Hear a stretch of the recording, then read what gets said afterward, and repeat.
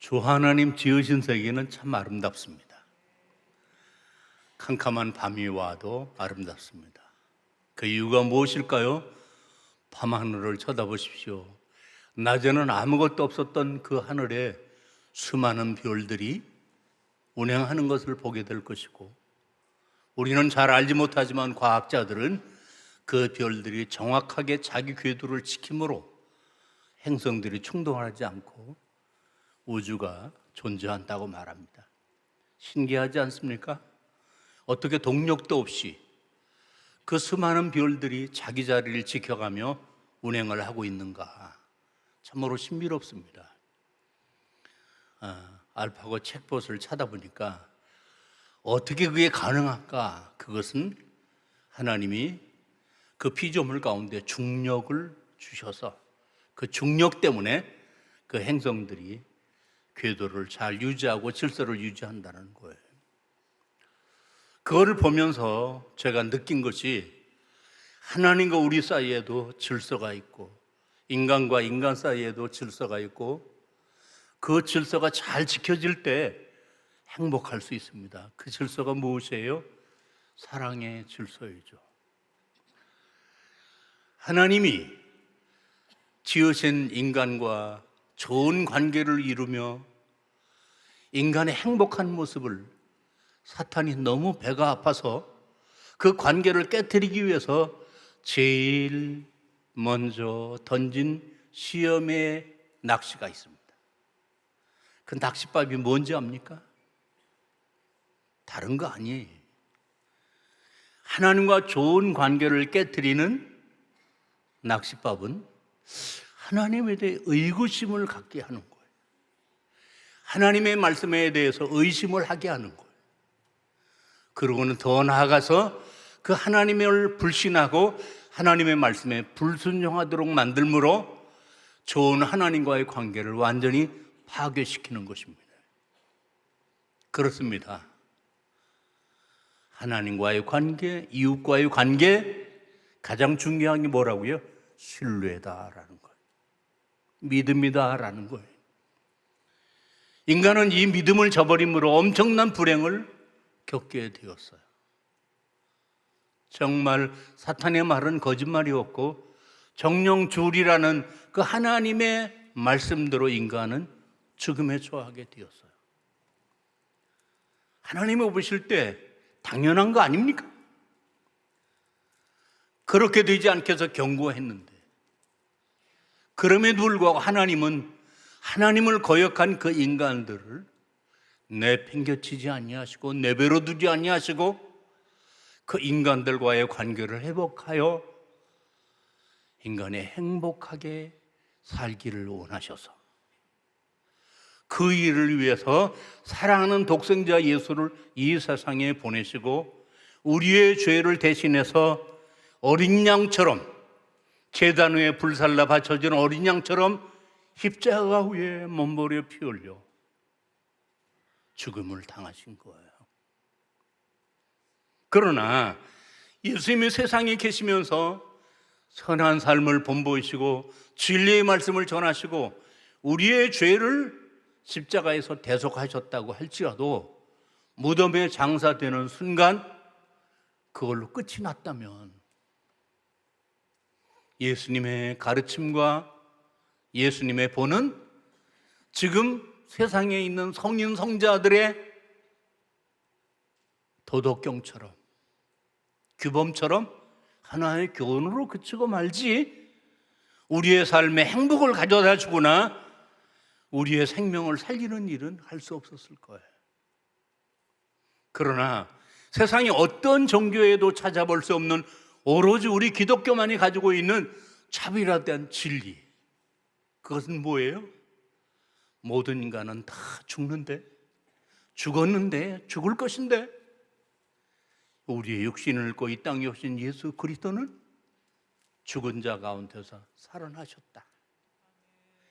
그 주님의 죽음이 나의 죽음이라면 그 주님의 부활이 나의 부활과 생명이 되게 하시기 위해서 나는 부활이요 생명이 나를 믿는 자는 죽어도 살겠고 무릇 살아서 나를 믿는 자는 영원히 죽지 아니하니니 이것을 내가 믿느냐? 믿으십니까? 이 축복을 허락해 주신 거예요. 그러나 이 부활의 놀라운 진리는 태생적으로 저절로 믿어지는 게 아니고 학교에서 배운 게 아니고 하나님이 우리에게 주신 은혜예요. 그 은혜라는 말이 무슨 말일까? 생각해 보세요. 죽어 장사한 지 3일 만에 살아나셨다. 뇌졸중에 걸려서 절도한 사람의 골든타임은 6시간이라는 거예요. 근데 예수님은 갈갈이 찢기셔서 몸에 물과 피를 다 쏟아내시고 무덤에 3일 동안 계셨는데 골든타임이 여러 번 지나갔는데 어떻게 3일 후에 썩지 않고 다시 살아나셨느냐? 이게 인간의 이성적으로 납득됩니까? 의학적으로 규명되어 줍니까? 전에 그런 전례가 있었습니까? 역사적으로? 이 세 가지 때문에 인간들은 부활을 믿지 못하는 거예요. 그러므로 이 부활신앙은 하나님의 은혜의 선물이지 태생적이거나 어떤 교육을 통한 결과가 아니라는 겁니다. 그러면 이 부활신앙이 왜 그렇게 중요한 것일까요? 우리는 누구를 막론하고 하나님 앞에 불신앙, 부모에게 불효, 그리고 십계명을 다 어기고 어길 수밖에 없는 그런 허물 많은 주인들이에요. 죄의 삭선 사망이에요. 그렇게 죽음을 생각하지 않고 수단과 방법을 가지지 않고 건강하게 살아보려고 잘 살아보려고 온갖 애를 써도 먹는 나이, 찾아오는 늙음, 그리고 질병들, 그리고 죽음. 혹시 의학으로, 혹시 경제로 잠시 지연시킬 수 있는지 몰라도 전혀 예외가 될 수 없는 것이 모든 인간들이 가지고 있는 숙명이다라는 거죠. 이와 같은 인간에게 흔히 생각하는 건강과 부유함, 출세와 성공, 이것은 잠시의 기쁨이지. 그 기쁨이 컸던 것만큼 병들고 죽음이 찾아오면 절망이 더 커지는 거예요. 누가 이 사망의 몸에서 우리를 건져낼 수 있습니까? 오로지 죽지 않는 사람만이, 죽음에서 살아난 사람만이 이 죽음의 문제를 해결할 수 있다면, 역사적으로 보십시오. 세상을 둘러보십시오. 어느 누구도 죽음에 대해서 예외가 되고 없다면, 나도 그 중에 한 사람이라면 그런 나에게 너 죽어도 살아, 너 살아서 영원히 죽지 아니해, 이런 길이 있다면, 이런 은혜가 있다면 이거보다 더 복되고 귀한 게 어디 있겠느냐라는 거예요.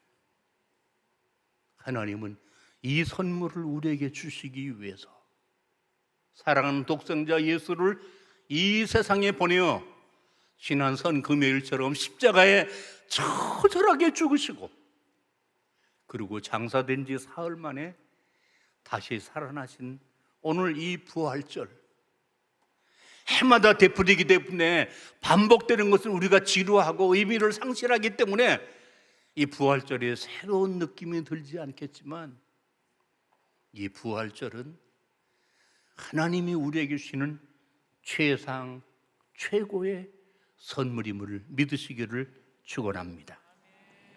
자, 그러면은 이 선물은 누가 받을 수 있습니까? 믿는 자만이. 그러나 이미 말씀을 드린 것처럼 이 부활의 진리가 이성적으로, 과학적으로, 역사적으로 신뢰가 되지 않기 때문에 누구든지 이 부활의 복음을 전해주면 다 믿지 않고 냉소하게 되어 있는 게 타락한 아담의 자손의 본성이다라는 거죠.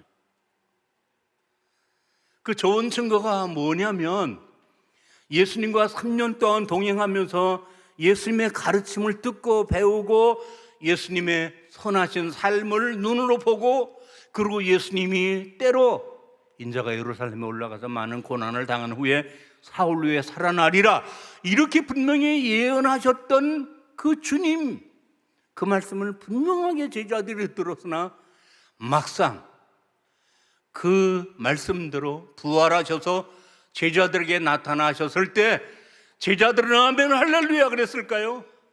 두려워 떨었다라는 거죠. 왜? 부활이 믿어지지 않아서. 그 부활하신 주님이 귀신처럼 생각이 되어서 기쁨이 오히려 두려움으로 바뀌어졌다. 우리는 그 부활하신 예수님을 보지 못했어요. 우리는 부활하신 예수님의 빈 무덤을 가보지 못했어요. 그런데 오늘 목사의 설교를 듣고 성경의 몇 줄을 읽고 그 부활이 아멘 할렐루야라고 믿어질 수 있겠느냐 그 말이에요. 그러므로 신앙생활을 오래 하고 교회를 오래 다니고 성경을 많이 읽지만 십자가까지는 믿지만 이 부활을 믿는다라는 것 쉬운 일이 아닌 거예요. 그런데 내가 교회를 수십 년 다녔는데 나는 다 믿지만 부활이 안 믿어져. 얼마나 창피스러운 일입니까? 말을 못하지만 부활에 대한 확신이 없는 거예요. 그 증거가 뭔지 압니까? 부활을 믿으면 지금 당하는 고난 중에서 그렇게 낙심하고 절망하지 않는다라는 거죠. 정말 부활을 믿으면 그 불의의 편에 편승해서 그렇게 불의하게 살 수 없다라는 거죠. 부활을 믿으면. 그러니까 우리의 마음에 기쁨이 없고 우리의 삶에 정의가 없고 사랑의 실천이 없는 그리스도인이라면 분명히 나는 부활에 대한 확신이 없는 사람이 아닌가라고 자기 진단이 필요한 거. 그러면 부끄러운 일입니까? 아닙니다. 당연한 일입니다. 부활을 믿지 못하는 것은 아담의 자손이 당연한 일이다라는 거죠. 그럼 어떻게 부활을 믿을 수 있습니까? 몇 가지 증거가 있어야 되는 거죠. 증거 위주 시대를 살아가는 우리들, 정말 주님이 부활하셨다는 증거가 필요한 거죠. 검사와 판사가 그 현장에 없었지만 증인의 증언을 듣고 그 현장에서 발견한 증거물을 보고 형을 언도한다면 우리는 부활하신 예수님을 보지 못하고 그리고 부활하신 빈 무덤에 가보지 못했을지라도 그 부활하신 예수님을 보고 부활하신 예수님의 말씀을 들은 그 증인들이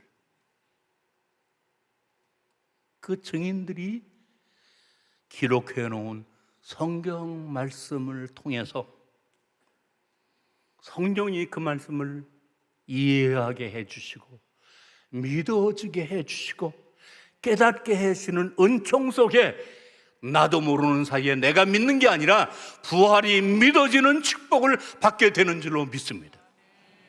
부활은 믿는 것이 아닙니다. 믿어지는 것입니다. 부활을 믿으면 우리의 마음이 새로워집니다. 부활이 믿어지면 우리의 부부관계, 우리의 가정생활, 우리의 사회 생활이 질적으로 변화가 일어납니다. 그 증거가 무엇일까요? 바로 증인들입니다. 그 첫 번째 증인이 오늘 성경에 나오는 베드로가 소개한 시편 기자 다윗이다라는 거예요. 다윗. 여러분 다윗 아시죠? 그 다윗은 예수님보다 1000년 전의 사람이지만 그는 장차 메시아가 오셔서 썩지 않고 부활하실 것에 대한 예언을 했다. 어디? 시편 16편 10절. 주께서 내 영혼을 수월에 버리지 아니하시며 주의 거룩한 자를 멸망시키지 않으실 것입니다. 여기 멸망, 옛날에 쓴 개역성경에는 썩지 않게 하실 것입니다. 그러면 주께서 내 영혼을, 그러면 다윗이 썩지 않았습니까? 아닙니다. 빈무덤만 있습니다. 그런데 베드로는 이렇게 예언한 다윗을 가리켜서 그는 선지자라.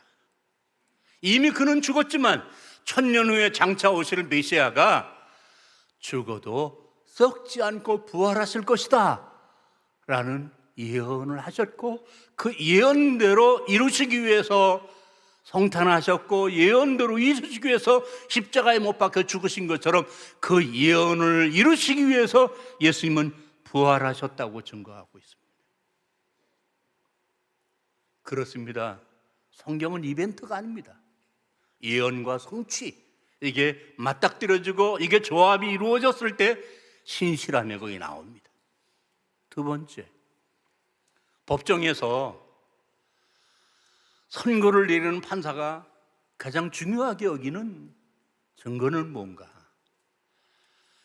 그 당사자가 제가 그렇게 했습니다 라고 시인하는 것입니다.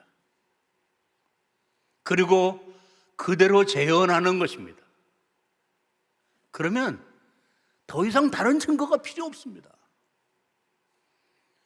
마찬가지로 역설적으로 선지자들이 예언해서, 제자들이 가르쳐서 이런 얘기를 빼놓고 3일 후에 살아나야 하리라 하고 여러 차례 말씀하셨던 주님이 정말 살아나셔서 처절하게 죽으시고 무덤에 묻힌 후에 3일 만에 살아나셔서 제자들에게 손과 발을 보이시면서 말씀하신다면, 보여주신다면 가장 좋은 최선의 증인은 예수님 당신 자신이다. 그래서 예수님을 불신하고 예수님을 십자가에 못 박은 정말 이 소름 끼치는 이 세상, 예수님은 부활하셨을 때 H침을 받고 세상을 떠나신 것이 아니라 무슨 미련이 있으셨는지 40일 동안 세상에 머무신 이유가 바로 이 부활을 사람들에게 보여 증인 되시기 위해서. 그 사람들이 500여 명, 부활의 주님을 부인하던 사울에게 부활의 주님이 다메섹에 나타나셔서 보여주셨다. 확실한 증인, 그 예수님을, 그 부활하신 예수님을 목격한 증인들이 성경을 기록했다면 이 성경이 가장 신실한 증거다. 세 번째, 예수님의 제자들이 증인입니다. 이미 말씀을 드린 것처럼 제자들이 부활하신 주님을 보고도 믿지 않았습니다. 두려워 떨었습니다. 예수님은 그 제자들을 보고 이렇게 말씀하셨습니다. 어찌하여 두려워하며 어찌하여 마음에 의심이 일어나느냐? 내 손과 발을 보고 나인 줄 알라. 또 나를 만져보라. 영은 살과 뼈가 없을 때 너희 보는 바와 같이 나는 있느니라 라고 보여주셨습니다. 그러니까 제자들이 아멘 할렐루야 했을까요? 조금 의구심이 해소가 되었는지 모르겠어요. 그 다음 예수님은 구운 생선을 가져오라고 말씀하셨습니다. 그거를 제자들 앞에서 잡수시면서 예수님의 부활은 영이 아니라 육체적으로 부활하셨다라는 사실을 입증해 보여주셨습니다. 부활하신 주님이 지금 자기들 앞에서 음식을 잡수고 계시니, 그러면 이걸 가지고 제자들은 아멘 할렐루야 했을까요? 아닙니다. 이미 말씀드린 시편의 말씀처럼, 다른 성경의 여러 말씀처럼 이 말씀들을 쫙 소개하면서 이게 바로 내가 부활하겠다라는 예언이야. 나는 이 예언대로 이 땅에 와서 십자가에 못 박혀 죽고 부활한 거야 라고 성경을 풀어주실 때 불신에 가득 차고 냉랭했던 제자들의 마음이 뜨거워지고 녹슨 철문 같은 제자들의 닫힌 마음이 활짝 열리면서 비로소 그들이 부활을 확신하는 신앙의 사람이 되었다라는 거예요. 그런 그들은 성령의 충만함을 받아 믿고 깨닫게 하고 순종하게 하는 그 성령의 능력을 받아 주님을 모른다고 부인했던, 3번이나 부인했던 베드로, 주님이 십자가를 치는 것을 보고 도망쳤던 그 제자들, 큰 소리는 쳤으나 실제적으로 행동이 따르지 않은 이중잣대를 가진 베드로, 그 베드로가 예수님을 십자가에 못 박으라고 아우성치던 그 유대인들이 모여있는 앞에서 너희가 예수를 십자가에 못 박아 죽였다고 외칠 때 스데반에게 돌을 줬던 사울처럼 돌을 던지는 게 아니라 오히려 그들은 베드로가 아닌 자기 가슴을 쳤어요. 형제들아 어찌할꼬. 베드로는 그들에게 힘있게 외쳤습니다. 너희가 회개하고 예수의 이름으로 세례를 받고 성령의 충만함을 받으라. 그들은 그 말씀을 그 자리에서 순종해서 그때 세례를 받은 사람이 3,000명, 바로 이 사람들이 모여서 교회가 시작되었는데 초대 예루살렘 교회는 건물은 없는데 이 신앙의 사람들이 모여서 하나님께 예배하고 성경 말씀을 배우고 사도들의 가르침을 듣고 서로 성도 간에 교제하고 가난하고 어려운 사람들을 섬기고 가정에 가서도 그렇게 하고 이웃 사람들에게 사랑을 실천할 때 그 주변 사람들이 감동을 받고 교회를 신뢰하고 더 많은 사람들이 교회를 자기 발로 찾아와 개종을 함으로 3,000명이 5,000명이 되었다. 왜 그들이 이런 변화가 일어났을까요? 분명히 예수님의 제자들인데 전의 모습과 너무 다르기 때문에 그들을 달라지게 한 능력이 바로 죽음에서 부활하신 예수님, 그 예수님이 부활하셨다라는 사실을 그들이 깨닫고 믿었기 때문에 하나님은 이 예루살렘 교회를 왜 세우셨을까요? 그들이 주의 사함을 받고 구원을 받고 성령의 은혜를 받아 그리고 세상에서 물질적인 축복을 받고 지위를 얻고 세상에서 행복한 삶을 살아 누리게 하기 위해? 아닙니다.